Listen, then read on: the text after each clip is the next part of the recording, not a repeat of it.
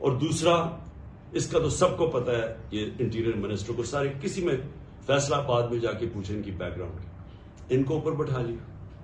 پیچھے سے پوری بیکنگ تھی ان کو، جو اپنے آپ کو لوگ نیوٹرل کہتے ہیں، اور انہوں نے اس وقت ہر قسم کا ظلم کرنا شروع کر دیا.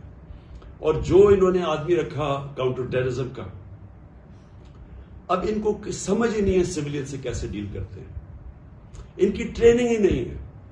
وہ جا کے اوپر رپورٹ دیتے ہیں، سر فکر نہ کریں سر، میں ابھی تھوڑے اور ڈنڈے لگاؤں گا، یہ ٹھیک ہو جائیں گے، تھوڑا اور مجھے ظلم کرنے دے تو میں لائن مین کو لگا لوں گا.